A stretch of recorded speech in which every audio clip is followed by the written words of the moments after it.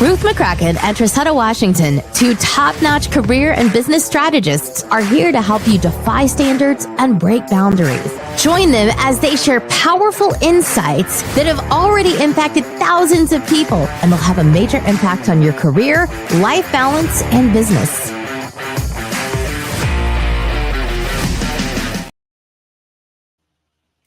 Hello. Great day, everybody. Welcome to Breaking Boundaries. Listen, hope everybody's doing well. Most importantly, hey, girl. Hey, Trasetta. How you doing? It's so good to see you on today. Indeed it is. Although you was just basking me with all some wonderful news, and here we are about to just start our day on the right note, because we've been here. I don't know if you all are just coming in for the first time, but go ahead and don't pause. I want you to not even pause yet. Continue going into the rhythm of sharing.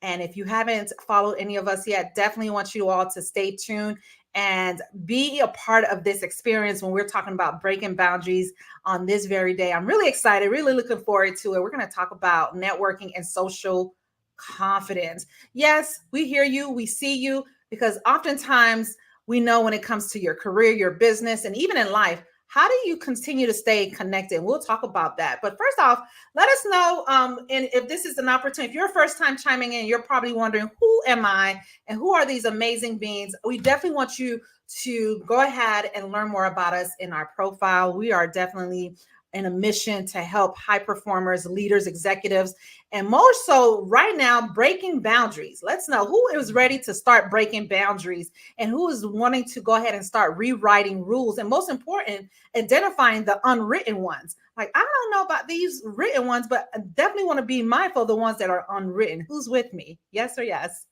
Awesome sauce. Well, Trasetta, go ahead and let them know anything that we would love to continue to inform them, because it matters to us that you all stay tuned as to what's coming up next. What have we been embarking? What's behind the scenes in breaking boundaries? Yes. Well, we are still asking you all to come and join us on our LinkedIn Breaking Boundaries podcast page. Make sure that you follow us over there. We're on a mission to get to 150 likes before the year is out, so that we can start going live directly there instead of on our personal profiles. So please go ahead. If you haven't already, head on over to the Breaking Boundaries podcast LinkedIn page and go ahead and hit that like and follow button there, as well as come join us on YouTube. We we stream this live on YouTube as well, so you can more easily find the episodes that you missed, as well as go back and rewatch the ones that you really enjoy the most. So it's a lot easier. YouTube's a search engine, right? They're owned by Google, so it's a major search engine. So it's really easy to put in a few keywords and be able to find the episode that you are looking for, the topic that you are looking for. So head on over there, make sure you hit that subscribe button and hit the notification button too, so that you can be notified when we are live or have a new video pop up over there. So, and we want to say thank you for joining us on this journey to breaking boundaries. We count it an honor that you choose to set aside time out of your day to. We're approaching our anniversary, I think, in the next couple of days. Yes. I should know the exact date by now. I know. I should have looked it up. I intended to look it up because we are like already on it. I think it is either already here or we're just it's in another day or so. I want to say it's this week. Like, this week is our 1 year anniversary, because we did have a little bit of a break because of the holiday, and then I think I had something going on 1 week, so we didn't quite get 52 episodes in the 52 weeks, but we're pretty darn close. And so I know, we got to look that up. So maybe we should just do a celebration episode next week. I couldn't tell you. Listen, I think we do. So that way, because it matters to us that you all, first of all, thank you all for taking the time out of your day to just be on a mission with us. Because if y'all didn't know our story, how we even came about with this, it started off on a challenge last year. And I decided to make a few phone calls, and Trasetta, she was the one saying, let's go ahead and do it. Let's do the challenge. And the challenge became more to what we thought would be where our faith took us a different direction. And we now want to go ahead and anchor into that and make it to where it involves you all even more. While we take surveys and we interact with you all, we did our workshop, our first live workshop, and it's just been a joyride ever since. So thank you all for just coming in and allowing this experience to continue to be in fruition. And let's go ahead and jump right into it. Are you all ready? Let us know that you are already on what ways to really continue to master mastery around networking, how to really find yourself to be more engaging. What is the new way? I mean, listen, for me, when it comes to networking, especially when it not more so on a digital level, but also face-to-face. Let us know in the comments if that's something that you now seem to be has been a more of a challenging opportunity for especially professionals and even maybe beginners who are now just embarking into their career or in their business, and then just finding it hard to start up a free face-to-face way of engaging. And sometimes it may not always be free. Maybe you have to invest in yourself. And so what's the worst case scenario? Yes, you may get the jippers. Yes, you may get nervous when it comes to interacting with someone that you may not know, but start off. I always say, for me, what it worked out for me, I always go with, who do I know? Who can I maybe engage with that's already familiar with building relationships in the community? Who do I know that I may be able to connect with? And they may have different mixtures. Maybe they have a book club, or maybe they perhaps have a meetup that I can typically find myself engaging with. Because relationship building, while Trasetta come back in, this is the most effective way to genuinely get to build that culture, get to have that ability to where you're not alone in this. Now, let me know in the comments if networking has been something that you're like scratching your temples with and saying, I don't know how to do this. Let us know. So listen, we're going to go ahead and share some of the strategies that's going to help many of you all, and let us know how beneficial this is going to be. What ways I would love, because I know when it came to networking for me, like I said before, I always start off with the people that I do know within my community. And that way I can build, because they're familiar.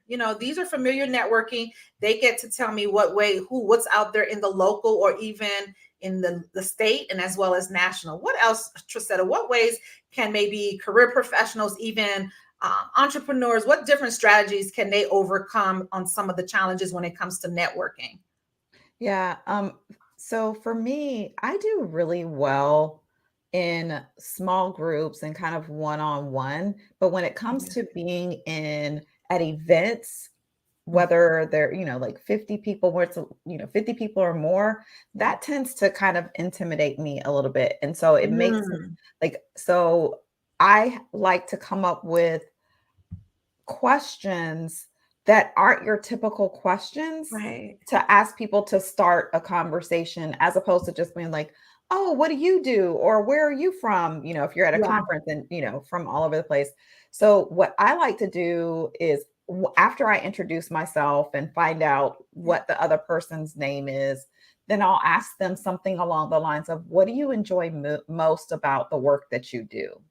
Right. That. Because it's more of an open-ended question, and they get to really expound on what it is that they do. And it helps them to kind of open up and light up about their work, as opposed to just saying, oh, well, I'm a CPA for a software development company, right? Whatever, right? Yeah. Because that's very closed. It doesn't really tell me anything about what they do. And so by asking that kind of question, again, you get the person to open up, but you also get to find out about their day-to-day, kind of the ins and outs of the work that they do. And that opens the door for more meaningful conversation. And it makes it a lot easier than doing the traditional small talk where you're just kind of awkwardly staring at each other. So that's one of the things that I personally do on a regular basis to really open up those meaningful conversations, instead of just kind of getting stuck in, oh, how's the weather? Or, those kind of things. Right. And depending on your niche too, like what your background is, I always find it to be more common to go to events that aligns with things that you can spark up a conversation about. So for example, like for me, I'm very familiar with HR. I'm very familiar with talent management and talent acquisition. So more likely I'll probably do like a event where it involves maybe networking or LinkedIn or Indeed, which by the way, I'll probably do that next year. One of my clients end up going to a huge con event when it comes to Indeed, and they're talking about the AI and what ways to really master that. So these are languages and opportunities where you can then say, oh, these are common things that I'm looking to strive in terms of skills. So what are you want to be able to say, how do you highlight your personal experience, and how do you want to be able to bridge the gap on what matters to you the most, and what can it also align with other common people who are maybe striving for the same thing, but they may be 10 steps ahead of you. In terms of when you go into these circles, like Trasetta mentioned, it could be a small circle of 1-to-1 or a small group. Asking some viable questions can then spark up the atmosphere of now engaging, and then doing what? Now becoming more of an active listener. How do they know you're listening to them?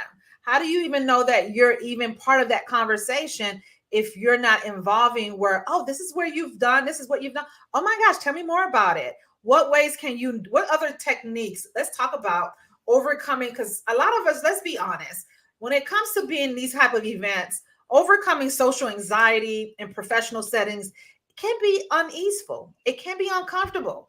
And sometimes you might be sitting there for an hour before you even get up to go mix.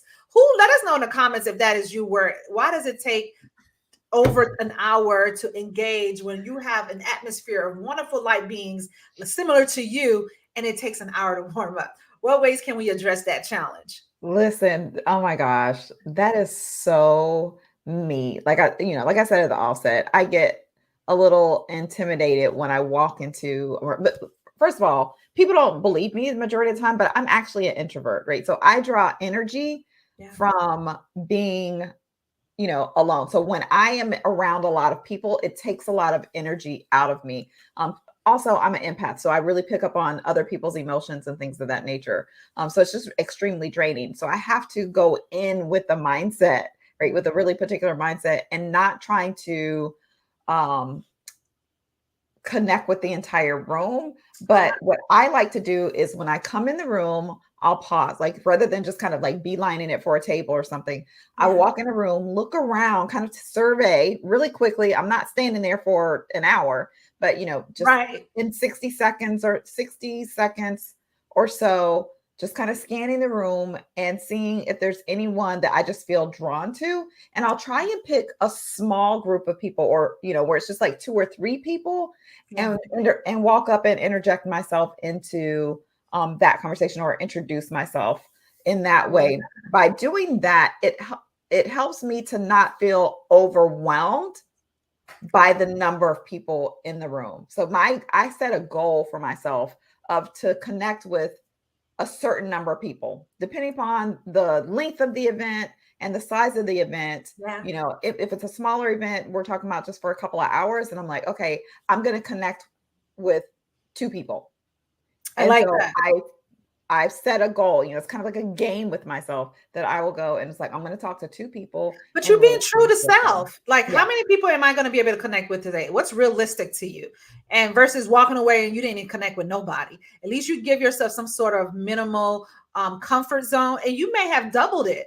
By the time you get there, you said 2 just to give yourself ease and to have a target number in mind. And then you walk away knowing a half a dozen people that you weren't even anticipating in learning or growing to practically get some sort of connection or real life experiences together. Let us know in the comments, are you ready to just overcome this conquering of social fear, where it's so much easier to be in someone's comment? And let us know if you're the type when you're on social media where it's easy to comment, but take that same energy that if you saw something and you compliment that person, complimenting maybe what they have said, or maybe it was an activity that you all did as a group within that event, and then compliment or engage or acknowledge each other.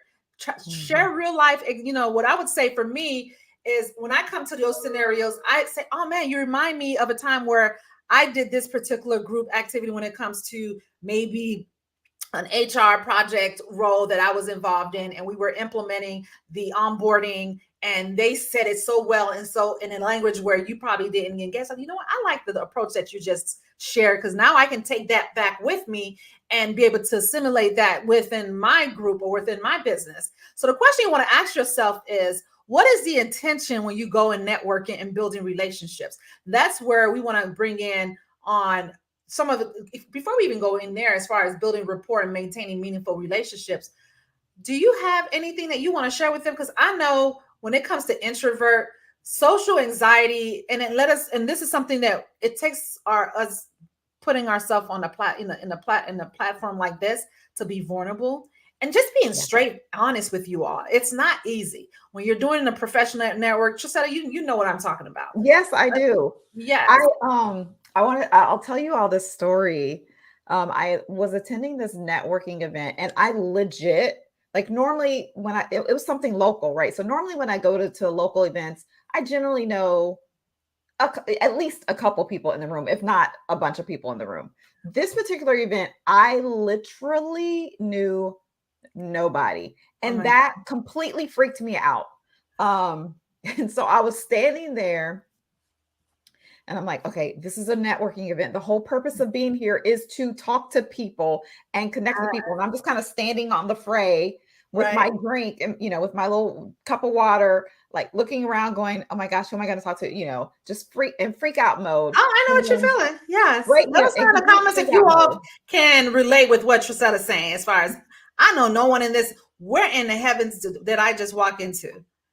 Right. And so what I did was I found someone else who was standing by themselves. Okay.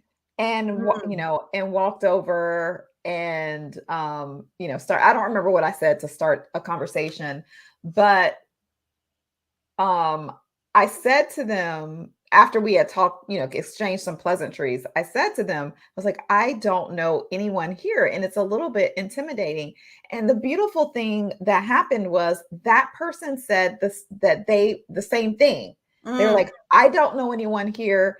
And so I'm so glad that you came up and said something to me. And the reason why I want to share this particular story about networking is because recognize that there are other people in the room who feel the same way that you do. You are not alone in that struggle. So even if you're really intimidated 100%. Of just kind of walking up and to a group of people and introducing yourself or starting a conversation, find someone who is standing by themselves, because I promise you, they probably feel about the same way that you do about being there and networking. And it will be a relief to have you come up and start a conversation with them. Absolutely.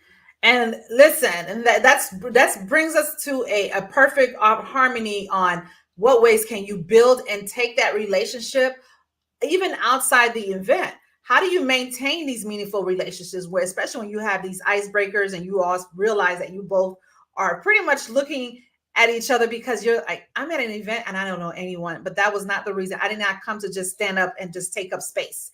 I didn't come to just be here just to be counted as a number to their attendance list. And so let's go ahead and dive in even more. What is the art of even the intention behind networking? Why did you even come up there to begin with? Why is it so important to you? Was it maybe looking for a job? Was it maybe looking for a way of maybe in harnessing a skill or enhancing a new skill, or even sharpening, getting a certification for one, where now you're involving in a con of other elites or other experts who are striving to do the same as well. So what we would like to share with you is, now that you've gotten here, now you know why is it important to you. Now, how do you know to nurture that relationship? I know I've met beautiful people, and many, it reminds me of a time back in 2019 where I went on a 3-day workshop on speaking. And it was speaking and coaching and really getting to get familiar. I wanted to sharpen my speaking engagement. Not to say, because although I speak, but I've never spoken publicly in a way where I just want to enhance it. I want to become better at it. I want to improve at it. So lo and behold, I was in a room with but at least it was about 150 others as well. And I came in there, I was like, geez, these are amazing women. I went in there with the intention on not just wanting to learn, but also get familiar with others, where they're at in their level of public speaking. Are they maybe considered aspiring? Are they maybe intermediate and they're pretty much seasoned? my whole intention. So once once I grasp, okay, although I'm not inspiring, although I consider myself to be in the middle in their season. Obviously, I told myself, I'm going to want to yield more on the ones who are already 10 steps ahead of me. So you have to understand, where's your comfort zone? So that way, you know how to build those lasting connections. And what is it going to be? Is it a win-win for both of you all? And sometimes it may just be outside of the event where you find something in common with that person. Maybe they saw something in you that you reminded them of them. And then you saw something in them where they reminded you of your future version of yourself. Like, oh my gosh, I'm seeing so much of what I would love to do and the capabilities that you're doing right now and what you're doing when it comes to speaking. What else, Trasetta? What other building rapport when you're wanting to you said scope in the room, but once you want to build that relationship and take it outside of the event, now that you've known your goals and why was it important, and how do you maintain that relationship outside? Because I know you do that really well too. Yeah. One of the things that my dear friend, Dr. Lacey Robbins, taught me, because she teaches on networking, and I had her a couple of years ago do a live stream training in my private Facebook community on it. And one of the things that she said was to follow up within 48 hours of the event. So send an email, send a text, or make a phone call within 48 hours of the event, so that way the connection is still fresh. So, and it doesn't have to be, anything long, but you just want to make sure that you follow up in that time frame so that you, like I said, you can keep keep top of mind other people. Because think about it this way: how many people did you meet at the event? How easy is it for you to forget? I know I've been guilty of going to networking events when we were still doing paper business cards, right? And collecting all these business cards, and then getting home and not remembering who these people were, not remembering anything. I'm like, I have their card, but I don't necessarily remember who they are and what we talked about. Right. So that's why it's really important to just kind of have a smaller goal of how many people you want to connect with, and then make sure that you take some notes immediately after. If you got to whip out your phone and jot a little note in your phone, in your notes app, do something to help you to remember what you talked about with the person and why you want to follow up with them. And then after that, set some reminders. After you followed up and have had a follow-up conversation with them, set some reminders to reach back out to them incrementally. If you don't, if it's not something that's an immediate connection where you're maybe collaborating or something, or start to meet together on a regular basis. Also, keep an eye out. One way to stay top of mind with them is to keep an eye out for information that would be relevant to them, or to connect them with people who you think that they would mesh well with, right? Yes, so absolutely. Keep that in mind, the different things that they're interested in. And then, hey, this ran across my feed, thought you would be interested in it. I like that. Simple as that. And over time, when the time is right, if the relationship, if there's something that you need, right? Maybe you need a recommendation, or maybe you want to ask them about, if their company is hiring, or you saw a position available, you can then go to them, because now you've built up that relationship and you've shown yourself to be valuable to them as a result. I love it. I love it. Now, you see how we just share with you different approaches, what ways you can maybe involve out, to building these connections and in getting you to overcome some of the angst when it comes to social anxiety, being part of a professional event, how to come out of your comfort zone. And most importantly, what ways can you build these rapports and finding a connection or spark between you and another handful of other leaders or other people who are in the same space, but not taking for granted that you've now allotted time to go by. And then now you're off to the, runs to go back to your home, your haven, or wherever you just came from, and did not connect afterwards. So building rapport. So let us know in the comments if this has definitely been beneficial for you. You find the meaningful way of really networking. What ways can you strive, and what's the intentional behind it? And constantly finding yourself to want to take this onward, not just a one-time thing. You want to make it intentional. I would suggest How often do you go to events? For me, I would say realistically, at least 3 times a year, at least maybe once every quarter. It could be locally, it could be even, and it's even more. This is what I'm saying as far as like face to face. And if you're doing digital, obviously it could be endless. You could maybe do it once or twice a week, depending on your schedule and your routine. We want to allow you to put this into practice. What else can they do before we wrap up and close as far as action items on how often should they do this and what's the intention, and maybe give themselves grace to measure on a schedule, how often should they do it, whether it be digital or face to face? Yeah, that, it's going to be a very personal thing on how often, as well as it's going to be important to know why, the purpose behind your networking efforts, right? So if you are actively seeking a new role or a promotion, then maybe you're going to be a little bit more active in getting out and networking with people versus when you're in a place where you're kind of content and you're just wanting to grow and expand your personal network. So maybe you won't be as aggressive then, right? But you want to make sure that you kind of keep that cadre of people kind of in your virtual Rolodex, right? And that's why I say, like, again, going back to kind of the smaller numbers, because it's a lot easier to maintain meaningful relationships with a small number of people than a large number of people. So it's not so much about quantity, but it's about the quality of connection that you make with people. I mean, take Ruth and I have kind of talked about this a few times.